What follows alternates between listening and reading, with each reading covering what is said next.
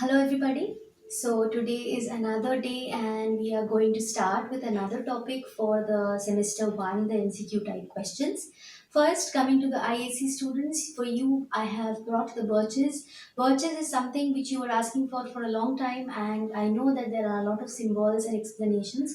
So, the MCQ questions can be a bit difficult. Let's see how far you can solve them, and if you do think that this is all right, or this is very tough, or it is very easy, to write to me in the comment section. Accordingly, I would try to add more questions, or reduce them in the PDF. Okay, so one more thing that I would like to inform you is that if you want, as you are constantly talking about the classes, the private tuitions, you can follow.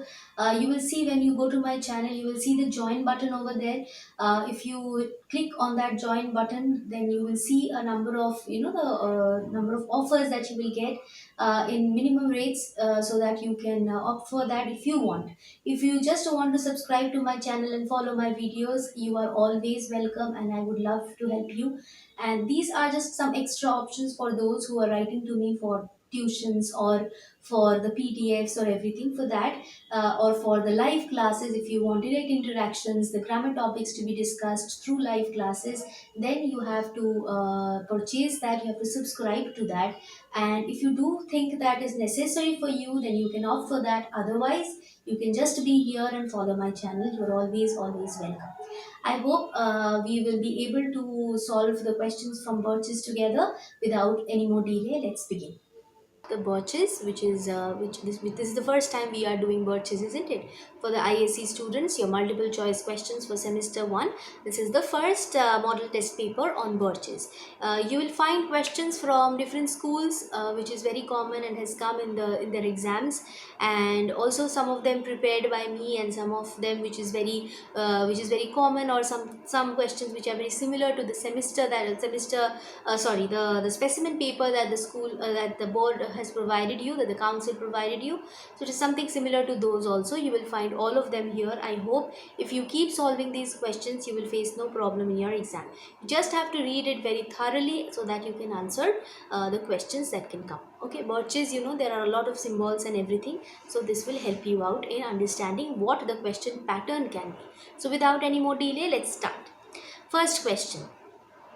Choose the correct option. Extract 1. Extracts also will come. From the extracts, questions will come, and also just answer the following questions without any extract may also come. So first we will come to the extracts. When I see birches bent to left and right across the lines of straighter darker trees, I like to think. So this is your extract. Question number 1. When the poet sees birches, what does he wish to think? What does he wish to think? What is his desire, or what does he want to think? So wish to think is your hint. So the ice storms that have bent them, the beauty, does he want to think about the ice storms that has bent them?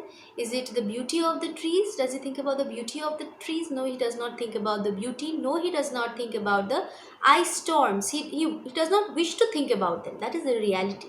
The heap of snow below the trees, this is what he sees, but this is not what he wishes to think. Okay, so the last option is the correct option. Some boys been swinging them. You know that the poem is about imagination and reality. When he is talking about the boy swinging the trees, that is imagination. When he thinks about, when he understands, or when he again realizes the reality behind the bending of the trees, which is done by the ice storms, that is the reality. So imagination and reality side by side, the problems in real life, and then when you go back to your younger days, and when you think about the happiness, the innocence of that time, that is kind of imagination. Okay, what we used to think when we were young, okay, when we did not know the reality, and we thought certain things.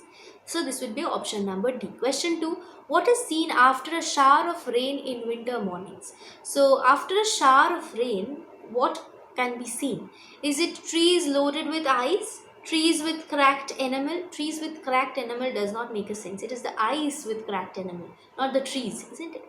Enamel is the outer coating, just like your teeth has it.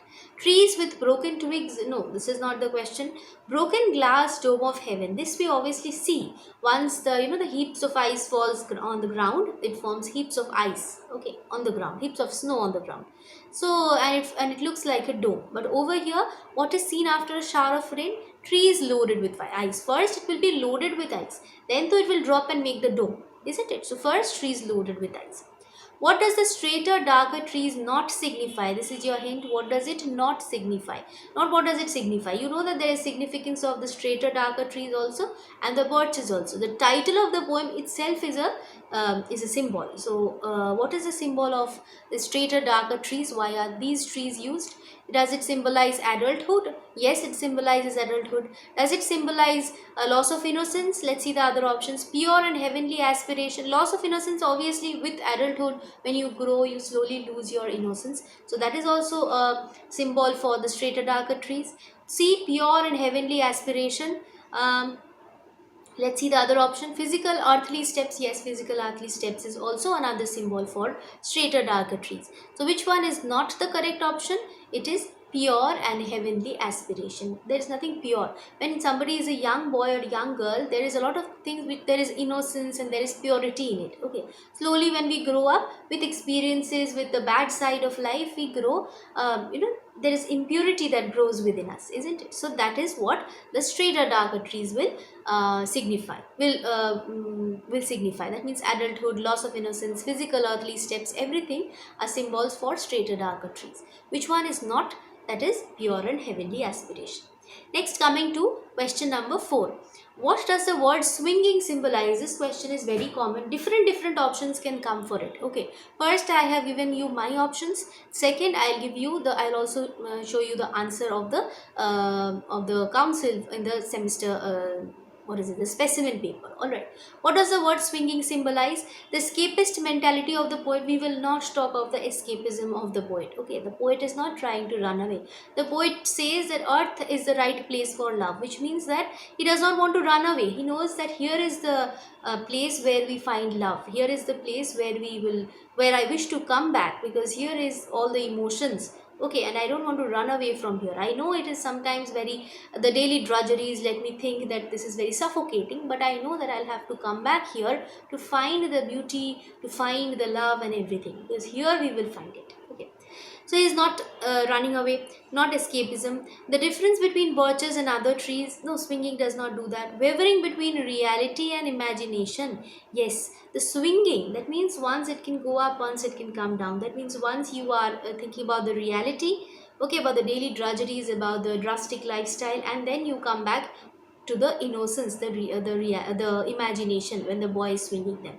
So up and down, up and down. This process talks about once accepting reality and then once imagining, moving away from the negativity of the reality. So this is option C. The game the boy played, this is not counted. Next, question number 5. The shattered ice crystals are compared to what? Shattered ice crystals are compared to animals, broken glass, many colored ice pieces, dome of heaven.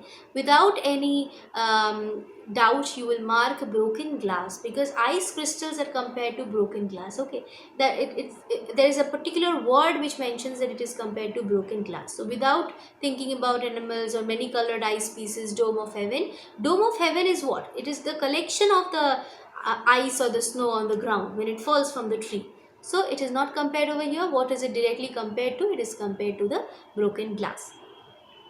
Next, we will come to question number 6. What is the figure of speech used in the phrase "they click upon themselves"? You know, when the ice has, when the snow, it is all on the tree tops, on the leaves and on the twigs and the branches.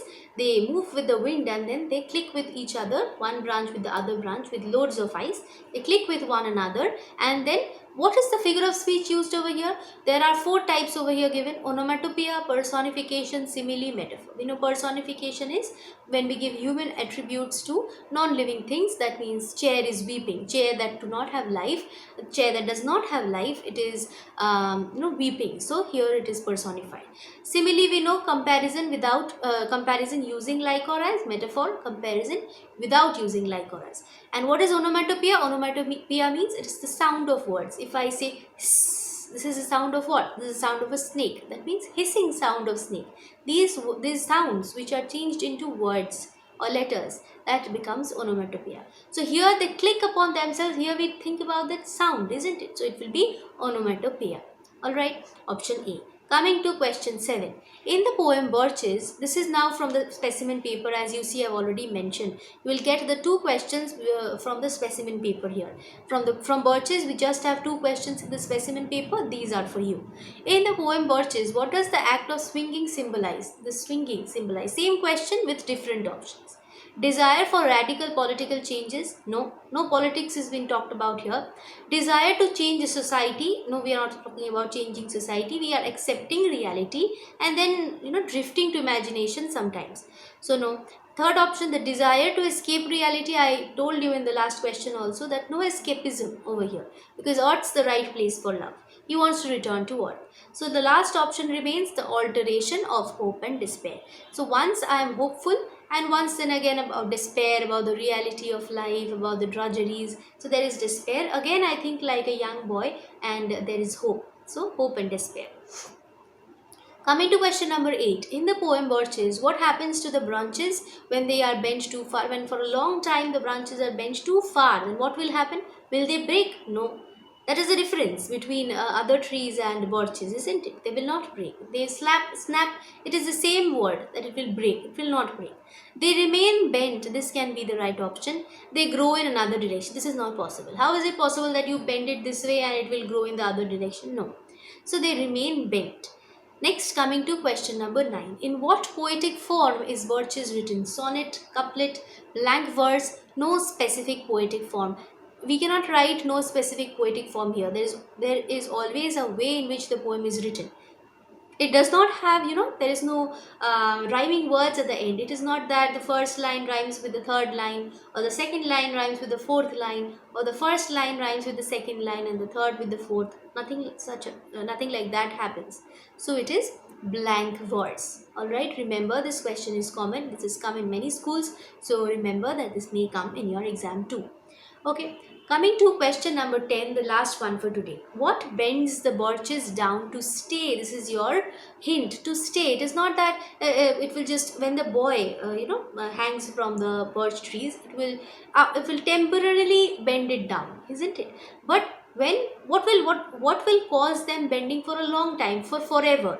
That is obviously ice storm. Because of the ice storm, the ice will all remain on the branches of the trees and it will bend it down because of the weight of the ice. All right, so it will be ice storm, not children playing on them, not broken branches, not heavy rain. How come heavy rain? It has to be ice. The ice has to accumulate over there for a long time. With the weight of it will bend the tree from this condition to this condition.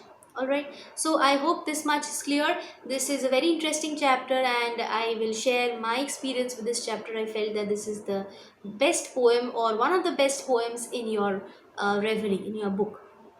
So that's all. I hope you like the poem. I hope you like the questions also and you have been able to solve all of them. If you have any doubt, do write to me in the comment section. And if you want, you obviously may subscribe and also hit the like button if you have liked the video.